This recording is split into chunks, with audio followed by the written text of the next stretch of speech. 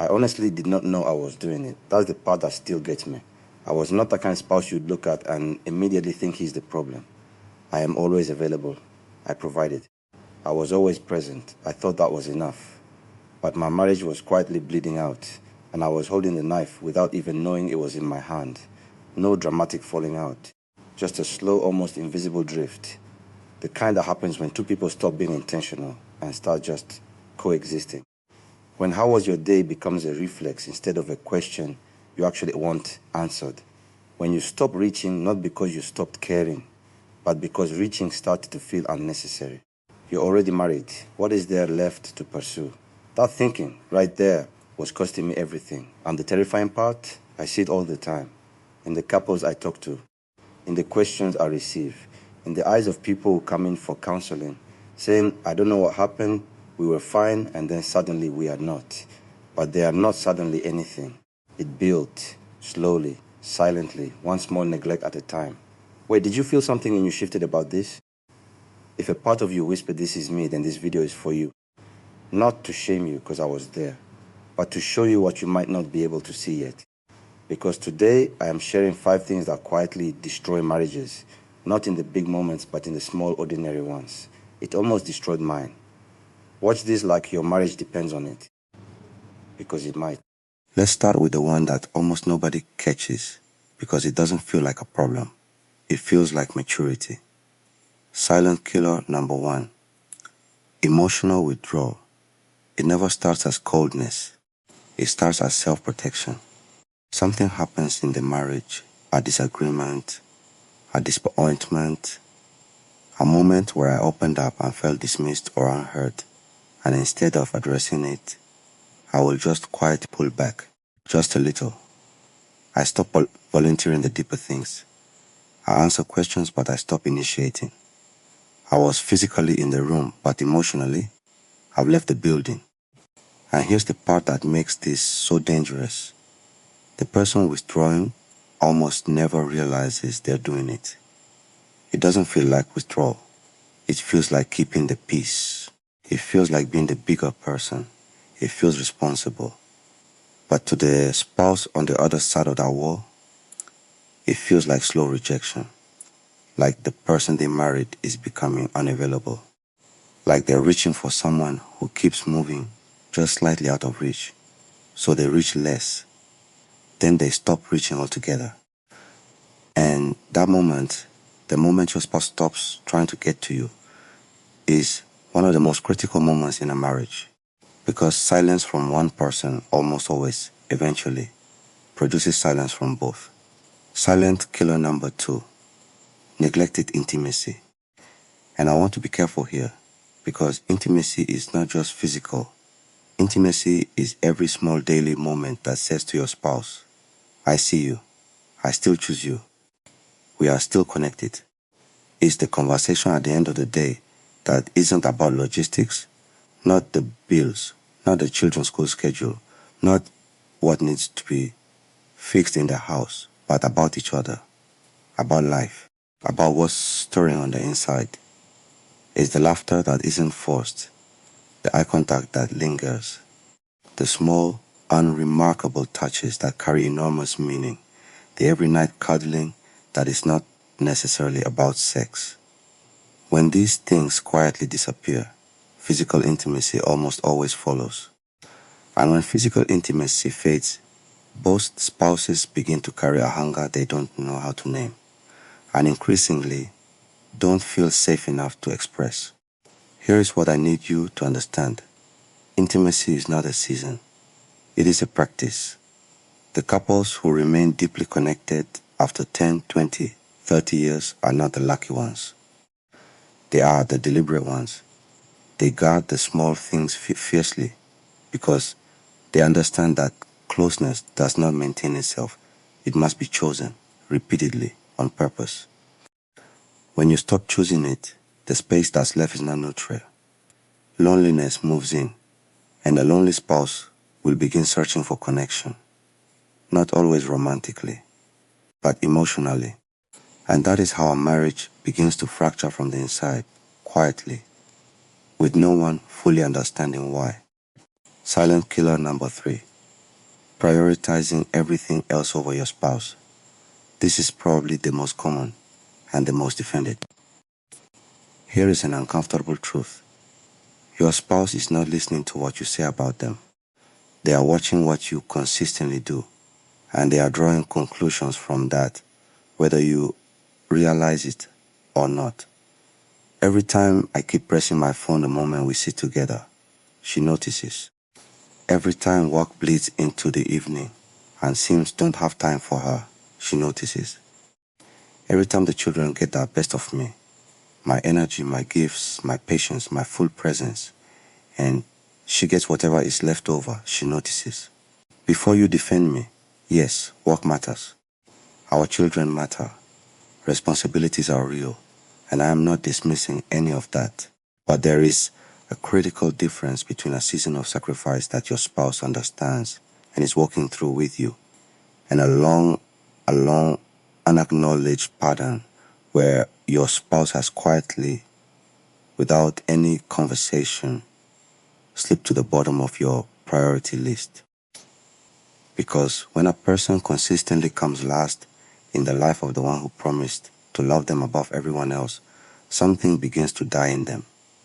Not loudly, not with a declaration. Quietly, the way a plant dies when it doesn't get enough light. Slowly, invisibly, day by day, until you look up one morning and wonder why there is so much distance between you, and you genuinely cannot explain when it started. Silent killer number 4. Unresolved conflict and buried resentment. Let me describe something and tell me if it sounds familiar. A disagreement surfaces. It gets uncomfortable. Nobody wants it to escalate. So one person goes quiet. The other accepts the silence, and life moves on. You tell yourselves you handled it well. You don't fight. You're actually pretty good at keeping things calm. But you didn't resolve it. You buried it. And it joins the others. The comment that landed badly 2 years ago and was never properly addressed. The moment you desperately needed your spouse's support and felt completely alone. The apology that came but never quite reached the wound. The recurring feeling that you are always the one making the sacrifice. Always the one extending grace. Always the one holding things together. Buried things do not disappear. They decompose. And what they produce as they decompose is resentment, one of the most destructive forces a marriage can face, precisely because it operates underground. You cannot see it from the outside. You can only feel its effects. Resentful spouses do not always argue. Sometimes they become polite, cooperative, perfectly functional on the surface. But underneath, the goodwill is draining. Acts of service that were once done from a place of love begin to feel like obligations, and neither of you can explain when it changed, because it did not change in one moment. It changed beneath the surface, one unaddressed wound at a time, over months, sometimes years. Let me say this clearly. Conflict is not the enemy of a healthy marriage. Unresolved conflict is. The couples who go the distance are not the ones who never disagree. They are the ones who have learned to stay at the table, to push through the discomfort, to say the hard thing, to hear the hard thing, until they find each other on the other side of it. Because every conflict that gets resolved properly actually deepens trust. But every conflict that gets buried says something else entirely. And eventually, your spouse will stop being honest with you, not to deceive you, but because they've learned it isn't safe. Silent killer number 5. Criticisms and contempt. And this last one, I need you to stay with me here, because this is where most people will want to get defensive. I'm asking you not to. I'm asking you to just look honestly at what I'm about to describe. Don't forget, these are personal mistakes that almost cost me my marriage. There is a world of difference between raising a concern and criticizing a person. Saying, I felt hurt when that happened. Can we talk about it? That is a concern. That is a door opening. That is someone trying to build a bridge. But you always do this. You never think before you act. This is so typical of you. That is not a concern. That is a verdict. That is no longer about the behavior. It is about the person.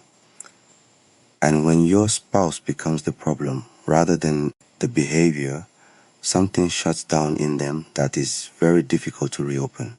Because what chronic criticism actually communicates underneath all the words is this: I have assessed you fully. You keep falling short. And I need you to know it. A person who hears that message repeatedly does not rise to meet the standard. They disengage. They stop bringing their full self into the marriage because their full self keeps getting sent back with corrections. They stop trying, not out of laziness, but out of exhaustion. And quietly, something in them hardens toward you. The softness they once had in your presence begins to calcify. But criticism, as damaging as it is only the beginning of this killer. Because what grows out of unchecked criticism is something far more corrosive. Contempt. And contempt is different in kind, not just in degree. Contempt is the eye roll when your spouse is speaking. The sarcasm that's a smile on the outside, but a blade on the inside. You know, the way you talk over them in a conversation. The dismissal of their ideas before they finish the sentence. The tone, that particular tone, that doesn't need words because it already communicates everything. I don't respect you. I don't value what you bring. You are beneath my patience. Contempt is the removal of dignity. And I say this with complete conviction. No marriage survives long in the presence of contempt. Not because people don't love each other, but because you cannot love someone fully while simultaneously holding them in low regard. The two cannot coexist. And here is what grieves me most about contempt. Almost nobody starts there. They start with a frustration that never got addressed. A small criticism that went unchallenged. An eye roll that got a laugh instead of a correction. A pattern of sarcasm that slowly became the default language of the relationships. Nobody decided one day to treat their spouse with contempt. They just never decided not to. And so it grew, in the dark, in the silence, in the accumulated weight of all the small moments that were never called out. Let me stop here for a moment, not to leave you sitting in the weight of everything we've just walked through, but to say something I mean with everything in me. None of what I shared with you today makes you a bad spouse. It only makes you human. It makes you someone who got busy, got tired, got comfortable. Someone who was never handed a manual for this and was doing the best they could with what they knew. Most of the damage done in marriages is not done with bad intentions. It is done with no intentions at all, with autopilot, with assumption, with the dangerous belief that love once established sustains itself. It doesn't.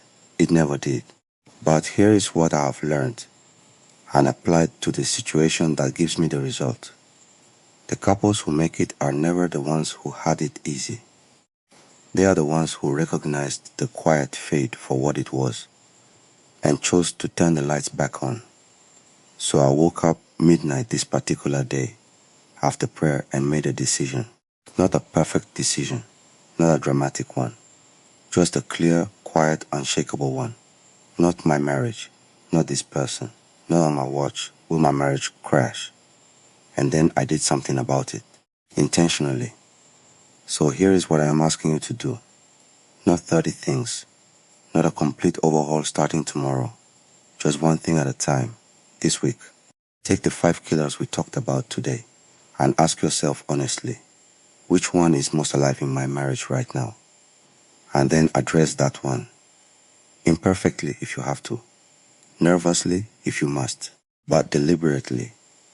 If it is emotional withdrawal, let your spouse back in today. Tell them something real that you have been quietly holding. Not a performance, just an opening. If it is neglected intimacy, create 1 hour this week that belongs only to the two of you. No phones, no children, no agenda except each other. Guard it like it matters. because it does. If it is misplaced priorities, let your spouse visibly, undeniably come first today, in one concrete moment that they can see and feel. Let them experience, not just hear, that they matter most. If it is buried resentment, bring one unresolved thing gently to the surface, not as an ambush, as an invitation. Sit down and say, "There's something I've been carrying for a while, and I don't want to carry it between us anymore. Can we talk?" And if it is criticism and contempt, catch yourself today, just once. In that moment where the eye roll rises or the sharp word forms, pause. Replace it with something that honors them. And then notice what that one small choice does to the atmosphere in your home. Your marriage is not beyond reach because of where it is today. But it can get there if you keep waiting for the right moment. If you keep telling yourself things will naturally improve. If you keep moving through ordinary days as though the ordinary days are not the very place where marriages are either built or quietly broken. The distance you feel right now is not permanent, but it will become permanent if it is left unnamed, unaddressed, and untouched. You started something on your wedding day that deserves to be finished, not just survived, but fully lived. A marriage that is not merely intact, but genuinely alive. One where both of you feel seen, chosen, and deeply connected, not just in the highlight moments, but in the quiet, ordinary ones. That marriage is still possible, but it will not build itself. Don't let another ordinary day do what no enemy ever could. Be intentional about your marriage. If something in this video landed for you, don't keep it to yourself. Share it with someone whose marriage could use it. And drop in the comments, which of these 5 hits closest to home? I read every single one. If you haven't subscribed yet, do it now, because this conversation is far from over. We are just getting started. I will see you in the next one.